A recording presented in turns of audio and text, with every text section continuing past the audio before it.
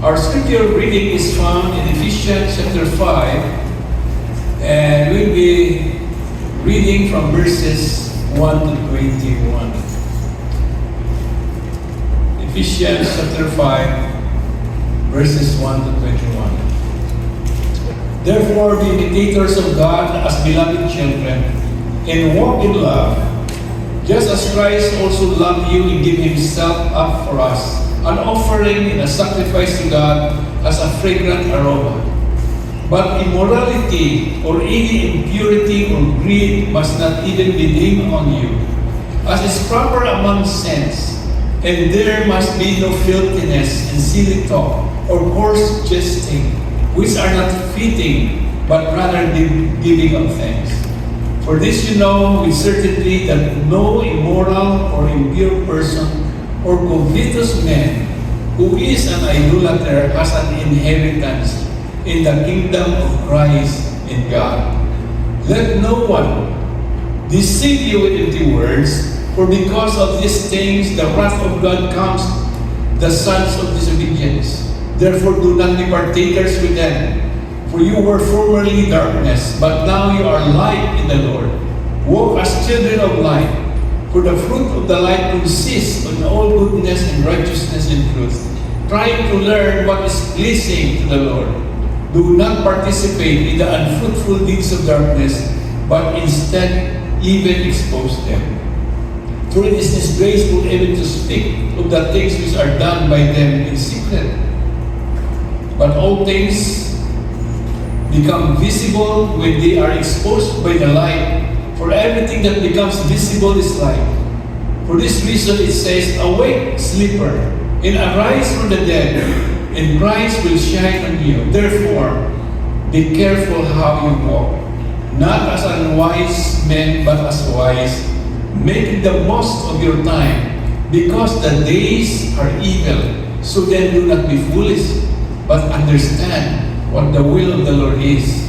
And do not get drunk with wine, for that is dissipation, but be filled with the Spirit, speaking to one another in psalm and hymns and spiritual songs, singing and making melody with your heart to the Lord, always giving thanks for all things in the name of our Lord Jesus Christ to God, even the Father, and be subject to one another in the fear of Christ. May the Lord bless the reading of this passage.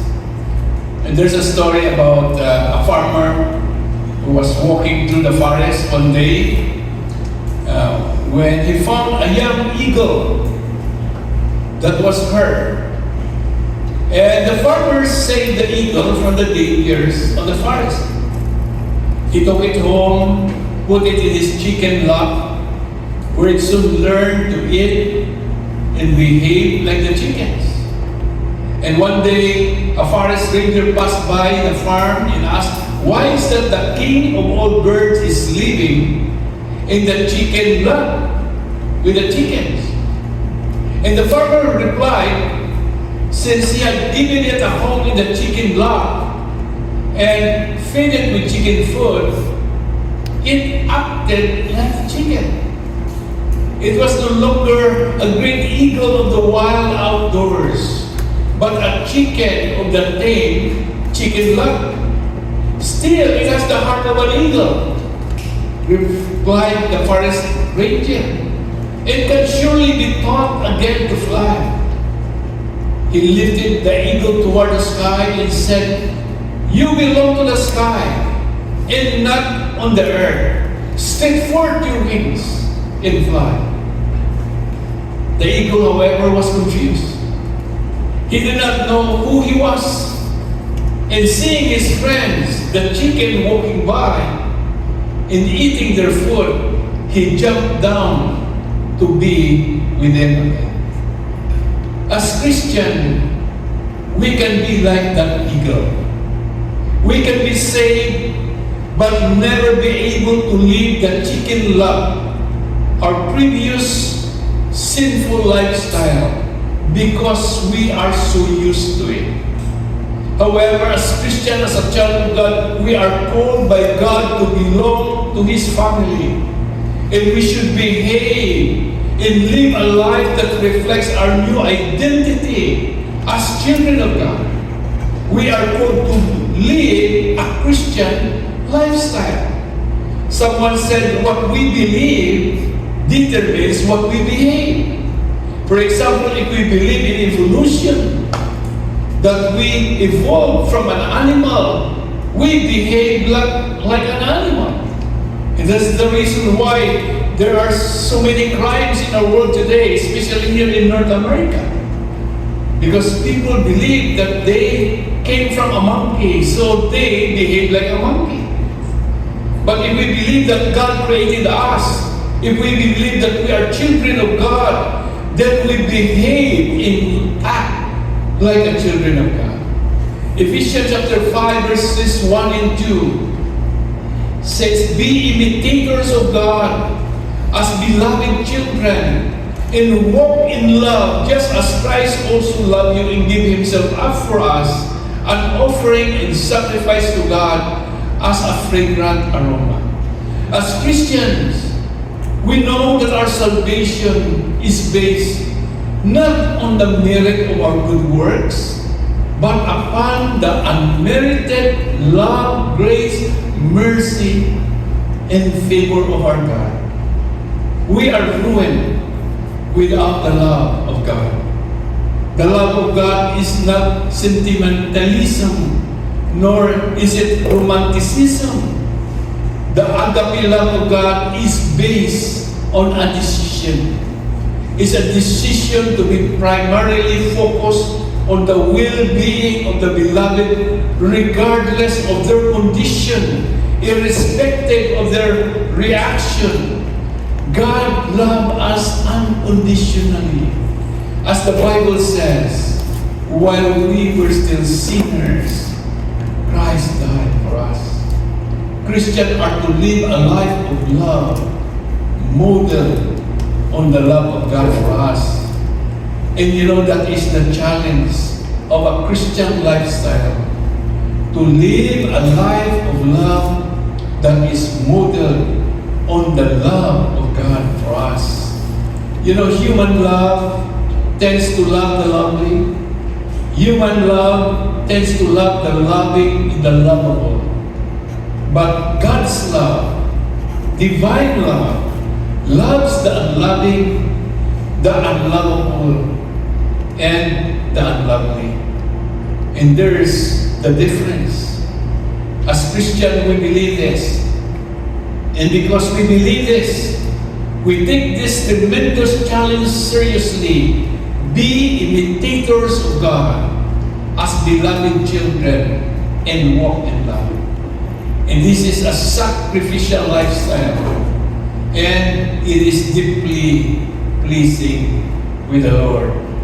You know, John Calvin said, if a pastor is not first preaching to himself, better that he falls on the step of the pulpit and break his neck than preaches that sermon.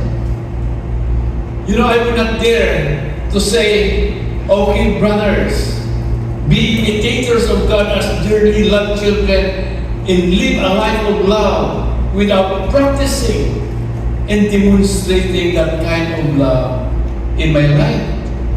If a teacher does not do what he teaches, it would be better for him to sit in the pew.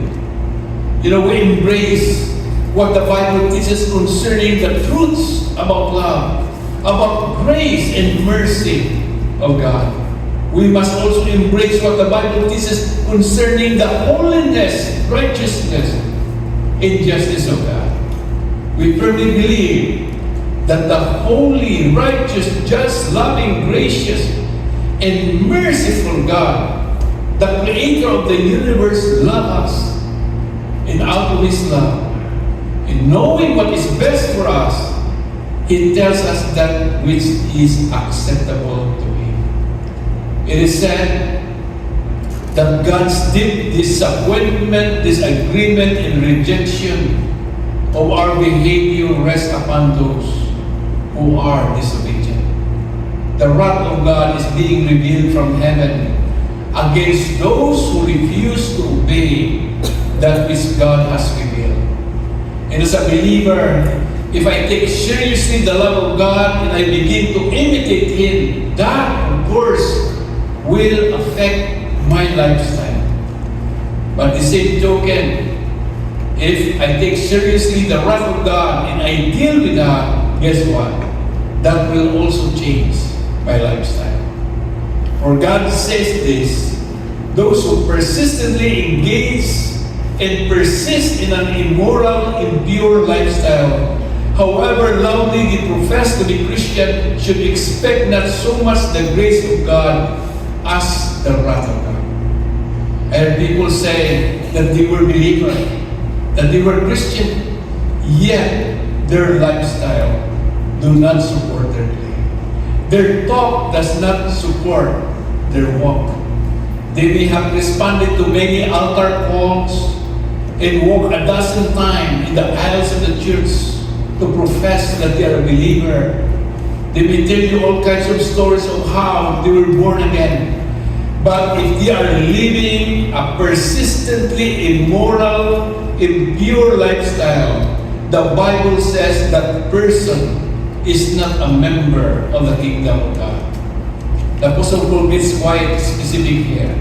He said, among you, there must not even a hint of sexual immorality or of any kind of impurity. And he goes on to talk about obscenity, talk about foolish talk, and coarse joking. So, if you love gossip and speak bad words before your conversion or your salvation, and after your salvation, after you profess Christ, you still practice your previous lifestyle, no significant change in your character, I question your claim of being a believer. It is not part of the lifestyle of a genuine believer. The Scripture says the wrath of God is against those things.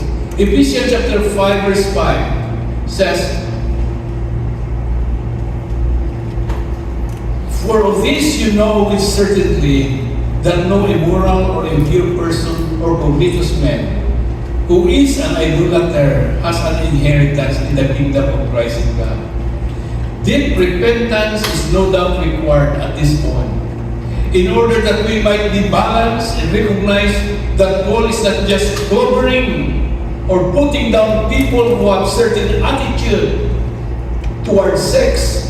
He puts a greedy or a covetous person in the same category as the immoral and the impure.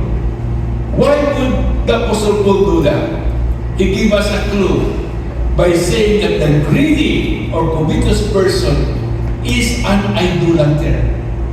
The Greek idea of greed is a continual desire, insatiable appetite for more. Are there people who are never, ever satisfied with an obsessive demand for more?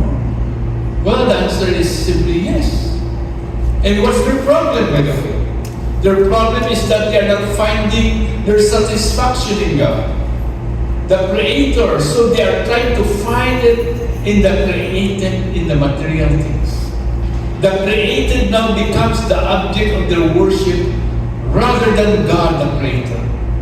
When the created becomes that which matters as opposed to the Creator, the person becomes an idolater. Anything that you put first in your life, whether your house or car, whether your husband or spouse or children, anything that occupies first place in your life, that is your God, and you become idolater. A believer must put Christ first in his life, and the rest is only secondary.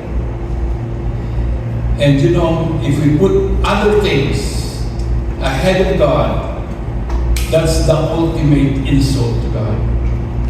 Through our action, our saying to Him, God I don't find you satisfactory. I don't want you to be God of my life, but thanks for all the material blessings that you give me. Now get on my way. Let me ignore you and let me worship what you made. God says, that's idolatry. And not the attitude of those who are part of the kingdom of God. The righteous anger of God is directed in that direction. Certain of our beliefs will determine our behavior. If we believe in the love of God, we will embrace and seek to imitate it in the power of the Spirit. In the same way, if we believe in the wrath of God, then we will avoid the things that provoke the wrath of God. Now, first, to live a Christian lifestyle, we should live as children of light.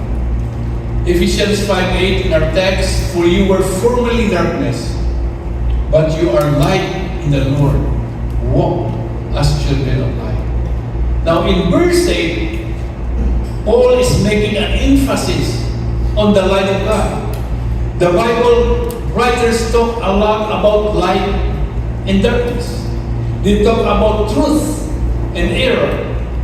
Very often when the mention of light is made, it refers to truth. And very often when the Bible speaks about darkness, it refers to error and confusion. The Bible teaches that when God begins to shine His truth into our lives, it dissipates our darkness and confusion. You know, we hear testimonies of famous people. One time, one of the famous actors in the Philippines came to here in our church, make a testimony, saying that he attained success in his life, but in spite of his money, fame, and power, he still feel an inner sense of dissatisfaction, emptiness, discouragement, and dismay. But you know, when people came to know Christ, when the Holy Spirit come to the lives of them, it would change them from the inside. The light of God shone into their hearts, and the darkness was dissipated. They began to see things in the light of the glory of God, and that was wonderful. Now says the Apostle Paul, live as children of light. If you rejoice in the fact that truth was built into your error, and reality took away your confusion, and the light shone in your darkness, then begin to live transparently before God, for His light exposes the darkness. You know, we're inclined to develop our behavior to suit our environment. Sometimes we acted like a chameleon. We try to blend with our environment. There's no question that some of us are entirely different people at home than we are at church or in our workplace. Some people I know look pious, soft-spoken, talk a lot about God when they are conversing in the church. But when they get home, they yell at their wife and children. They talk in a commanding manner and are very irritable. How do I know that? Well, the wife complains. Come to me and complain. I have a Christian friend from years ago. He's no longer a part of our church. Who was so generous with his friends to the extent that sometimes he had no money left to buy their groceries at home. So generous with friends, but so stingy for his family. There's no doubt that some of us are utterly different at home than we are at work or at church. Perhaps most significantly, there's little doubt that often the person we are in public are far removed from the person we are in private. So if you are living a double standard way of life, private or public, do not be surprised. You know, when you are not able to bring your unbelieving members of your family into the church. You can fool someone outside your home, but you cannot hide your real self from the people inside your home. When your talk does not match your walk, do not be surprised when even your own family will not follow you. You know, when I first answered God's call to Pastor GBCI, this is, by the way, my 25th year, by God's grace. I remember my senior pastor, Dr. Eliser Catanos, in our mother church at the First Filipino Baptist Church in downtown Toronto. When I told him that I decided to commit myself full-time in his church, he asked me whether my mom, dad, and two sisters who attended a church in Scarborough Commonwealth Baptist Church for a long time would transfer to GBCI when I pastor this church. Well, I said yes. And I said, by the way, Pastor, why did you ask that particular question? Well, he explained to me that you could easily detect that there is something wrong with a pastor's character if his own family does not support him. We could live a double life, but we could not hide our real selves from the members of our family. Our family knows full well whether our faith is genuine or not. And that's the reason why for many Christians, the members of their family are the most difficult people to witness to. But if the light of God truly transforms our inward being, guess what? Our family could see that, and it would not be difficult for us to witness to them. We are to live in the light of the searching truth of God transparent before Him. There's nothing hidden from God's eyes. All things are naked. All things are open to Him. That knowledge is going to affect our lifestyle more than anything else. But Paul goes a step farther and says, it is light that exposes. If we begin to walk as children of light, we'll begin to expose darkness around us. And it can get ugly sometimes. When you start living like that, your lifestyle is so different, it begins to challenge your unsafe friends and loved ones and the people around you. It begins to reveal, the wrongs that they are committing. It begins to draw people to you believers. It begins to repel people from you, because light is that which exposes. Second, to live a Christian lifestyle, we should live within God's will. Next, please.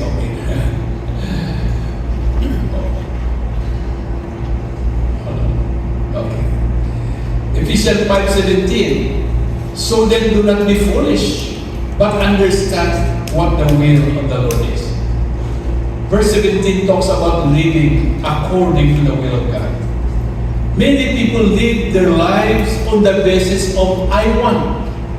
That becomes the dominant theme of their lives, especially here in North America. I want this, I want that, I don't want this, I don't want that. Right? Based on what I want and what I don't want, I will now craft my lifestyle. There's a different way to create a lifestyle, not based on what I want, but on what God's will is. And the Bible teaches that God's will, by the way, is good. It's perfect and acceptable. We need to believe this and not doubt in spite of our stubborn resistance to the very idea that God's will is best for us. What might it mean if we abandon ourselves to God's will rather than to what we want? A happy person is the person who says, God's will is just what I want. But it doesn't work when you start with I want and try to manipulate God's will to beat your wants. It doesn't work. As you submit yourself to God's will, and He works on you, you begin to discover His will becomes what you want. There was a time in my life when I was so excited with my career. I know what I wanted. I know where I was going. And I was concerned because I have that nasty, niggling feeling that God wanted me to do something, that God wanted me to go to the ministry. And I made all of rationalization, all kinds of explanation of why I should stay in the secular world. That's why I will not leave my well-paying job. I thought I do not want to be a pastor. I can't communicate very well. I don't want to change career. I don't want to go back to school again. For the third time in my life, I started with civil engineering, then electronics, and then I have to go back to seminary and to be a pastor.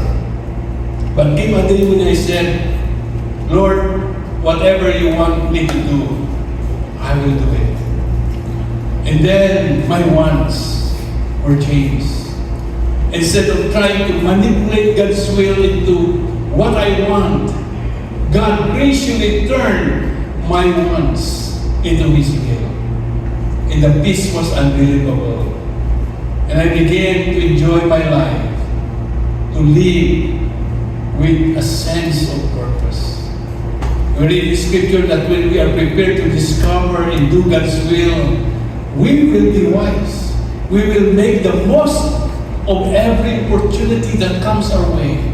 We will begin to discover and understand that we are living in an evil days.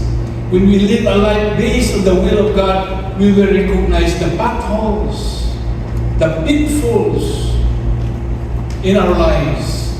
We can recognize the evil days. We will know what to avoid. We are not going to keep making mistakes. We are not going to find ourselves confused. And we are going to recognize opportunities when it comes. Instead of stumbling in the dark, instead of falling into potholes of life, making mistakes, asking God to get them out of a fix, they put themselves, we need to put ourselves into an attitude, Lord, help me to discover and do your will. It is good. It's perfect and it's acceptable. And you can identify people whose lifestyle have been predicated on their knowledge of God. Now, verse 15 through 18 raise a couple of interesting questions. Now, how many of you are planning that after this worship service, you would go and get drunk? How many of you are planning after the service that you will go and get drunk? How many of you are planning on leaving this worship service not filled with the Holy Spirit? Now, did you notice the difference there? You will be left at the first one. The first one, being drunk with wine. But it is a sobering thought on the second. We know that we don't go to church with every intention of getting straight out and getting drunk. That's not acceptable Christian behavior. But for some strange reason, we don't worry too much about going out to church, not going away filled with the Holy Spirit. In fact, some of us are frightened, are afraid to be filled with the Holy Spirit. Some of us are not even sure what it means to be filled with the Holy Spirit. Now, lastly, to live a Christian lifestyle, we should live a life filled with the Holy Spirit. Ephesians 5:18, do not get drunk with wine, for that is dissipation, but be filled with the Spirit. It is a command. As a Christian, it would be as unthinkable not to be filled with the Spirit as it would be to be drunk. A Christian lifestyle according to God's plan is the lifestyle filled by the Holy Spirit. When a person is drunk, they are controlled and they are motivated by alcohol. It's the alcohol who controls them. When a person is filled with the Holy Spirit, they are also controlled and motivated by the indwelling Holy Spirit. From a grammatical point of view, verses 19, 20, and 21 are dependent on verse 18. Paul talks about 4 areas that will be indicative of the person living in the fullness of the Holy Spirit. He said speaking, singing, thanksgiving, and submitting are all dependent on being filled with the Holy Spirit. He said speak to one another doesn't mean going to church and talking about any old thing the minute church is out. It refers to building up that is committed to helping people grow. Singing is worship. Singing is not only kind of worship, and all singing is not worship. The determining factor is whether it is from the heart to the Lord. You can have a superb, wonderful music that's not from the heart and is not to the Lord. But you can have an awful music that is from the heart to the Lord. Personally, I enjoy superb music, even if it is not from the heart. But God accepts awful music when it is from the heart and directed towards Him. God really likes beautiful music from the heart directed towards Him. Isn't it sad that sometimes churches get into debates about the kind of music and decide what's acceptable and not according to our stylistic preferences, as opposed to saying that came from the heart and it was directed to the Lord. And that is worship. And there's no shortage of people who can give criticism, make complaints, or know what's wrong. But there's often a shortage of people who are thankful. The kind of people who have submitted their lives to the captivating, motivating, activating activity of the Holy Spirit.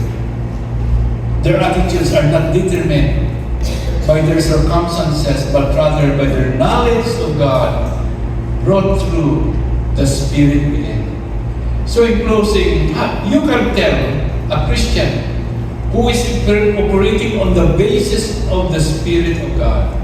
And you can tell the people who are operating on the basis of the will of God. Those who are operating on the basis of the light of God are those who take seriously the wrath of God. Those who respond to the love of God are those Christians who continue to grow in their behavior and in their Christian lifestyle. God never calls without enabling. It is impossible for Christians to claim that they wanted to change their lifestyle for the better, but they could not.